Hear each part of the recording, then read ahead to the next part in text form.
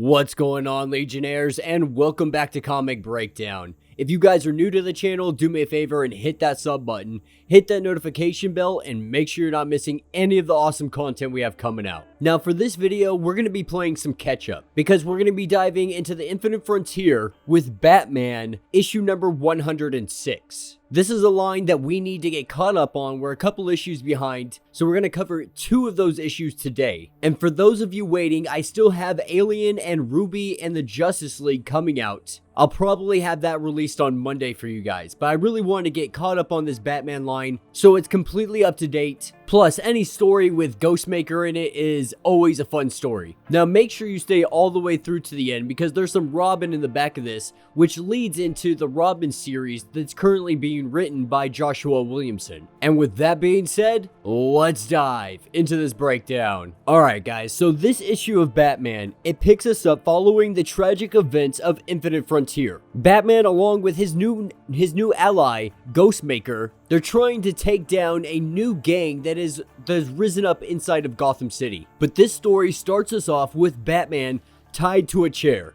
Every part of his body is secured down and his eyes are being forced open. And he is being forced to watch dozens and dozens of TVs. And right now he is just trying to keep his wits about him. He's trying to keep a clear mind. Because the issue right now is he is having very intrusive thoughts. Thoughts of all his failures, thoughts of all the people he has failed. But Batman is smart. He knows that this is Scarecrow trying to break into his mind. These are his thoughts polluting him, trying to make him succumb to the toxin. And right now he is doing his best to try to tune him out, trying to focus on where all of this began. And as Batman is sitting here struggling to remember where this all began, this is when Scarecrow injects him with some more toxin. And then we are brought to Old Gotham. Now, presumably this is in the past, before all of this began, before Batman ended up tied up to a chair by Scarecrow. And right now he is in hot pursuit of the Unsanity Collective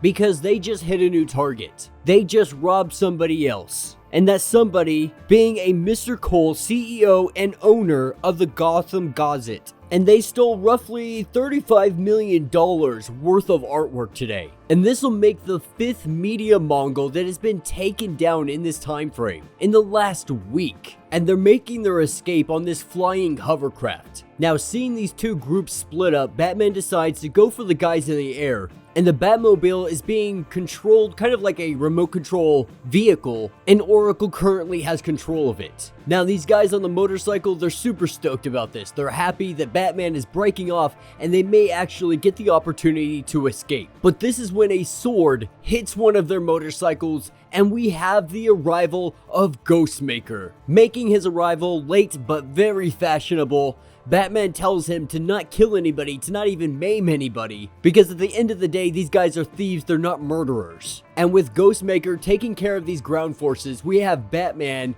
up on this aircraft. And these are nobody thugs, these are nobody thieves, and they can't stand up to Batman. He knocks these guys around like they are a couple of pinballs. And after knocking 2 of these thugs around, he tells the guy who is operating the glider to bring it down to the ground. And that's what will bring them to Robinson Park. Batman tying up these bad guys to a lamppost. The boss lady tries getting in communication only to be met with Batman's voice. And he vows to stop them, but she's not so sure about that because even at this point the cops are no longer really on his side. And they're closing in fast on his location. With Ghostmaker pulling up and dropping off his bad guys, they decide it's time to get out of here. It's time to get out of here before we get any unwanted attention. Now this is when we're taken to Midtown and we see Mr. Saint. And right now he's giving a proposition to the mayor. Because right now, tourism to Gotham City is at an all-time low. Nobody wants to move to Gotham City, especially with how many criminals are here, how much they have to deal with. They've had so many individuals from Joker, Bane, and the Batman Who Laughs with countless others. And so Mr. Saint, he wants to propose the magistrate, using peacekeepers to be able to keep law and order. The peacekeepers will be taking down vigilantes, while the regular police force will be able to continue on doing the regular policing duties, not having to worry about vigilantes or clowns or anything like that. Essentially, the peacekeepers are going to be brought in to be able to handle supervillains and mass vigilantes. And his speech is very compelling, because up to this point, the entire city has always relied on Batman, on mass vigilantes to be able to come in and clean up the work. You know, and the thing about Mr. Saint is he's not even really using a case against Batman. He's just saying that Batman is not enough anymore to be able to protect Gotham City. But in his eyes, Batman has lost control of this city, and so he feels like his measures need to be used to be able to make Gotham what it truly can be. And the mayor, he is going to consider this, or at least that's what he tells Mr. Saint. And while this entire conversation has been going on, it looks like Scarecrow is sitting on a rooftop across the building, watching or possibly listening in to this entire conversation. So it begs the question, is Scarecrow and Mr. Saint working together, or does Scarecrow have much deeper plans? But that's what will bring us to Fort Gray, outside the home of Bruce Wayne. Once one of the richest individuals in the city, his fame, his fortune dwindled down to almost nothing, at least in comparison to what he once had. And there are still news vans and paparazzi trying to get glimpses of Bruce Wayne and his newfound squalor.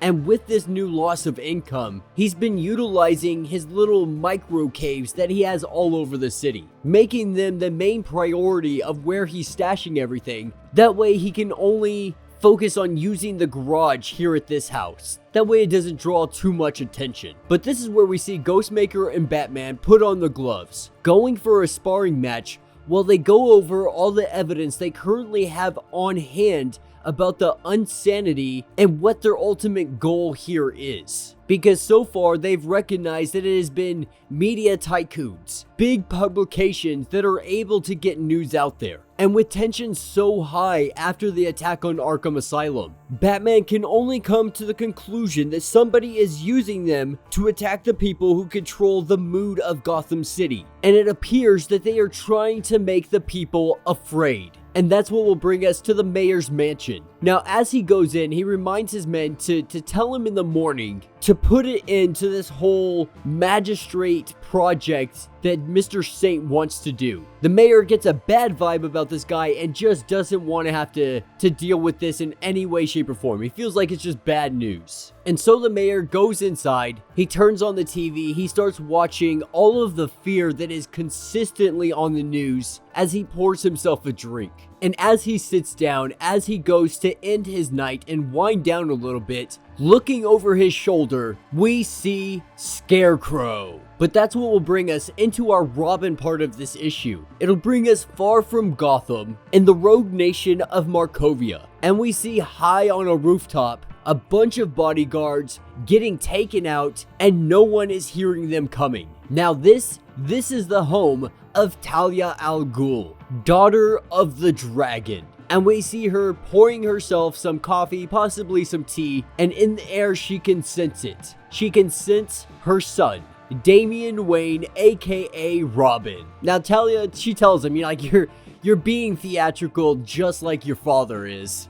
But we see Damian, he's really just a teenager rebelling right now, trying to say that he's nothing like his father, that he's freed himself from the grasp of him, and he tells Talia that he has come back to take his role as grandson of the immortal Ra's al Ghul, heir to the demon throne. Now Talia, she tells him, it's good to see you. But the thing is, Talia has tried time and time again to be able to get Damian to come join her. And never once has he chosen her side. He has always chosen to stick by the side of Batman. And she is disappointed because the only time he is returning is in his defeat. And of course, he claims that he rejected Batman. But Talia really does put him in his place and lets him know, like, what do you have to show for it? You have no money, you have no gear, you have absolutely nothing to offer whatsoever. And so what you're telling me is you left your father and you come and try to get into mommy's good gracious. But before they can dive too deep into this conversation,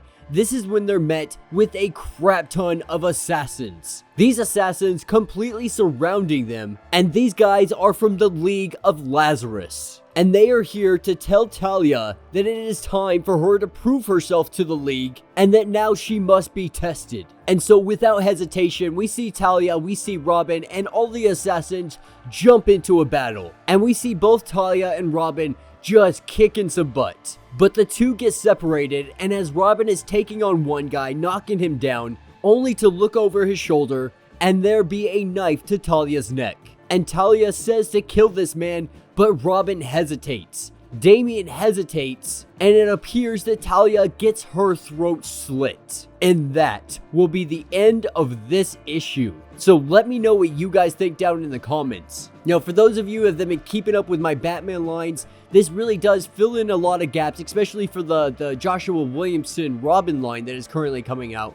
This is kind of the prequel to what got him to the Lazarus Island. Because after leaving his father, after leaving Talia, he finds himself on the island, and it's absolutely a great story so far. Very Mortal Kombat inspired, in my opinion. But no, I've thoroughly been enjoying these Batman runs. I love how they all interconnect together. And any issue with some Ghostmaker in it, I am absolutely down for. But yeah, let me know what you guys think down in the comments. If you have not yet, do me a favor, hit that sub button. Hit that notification bell. Make sure you don't miss any of the awesome content we have coming out. And until the next breakdown.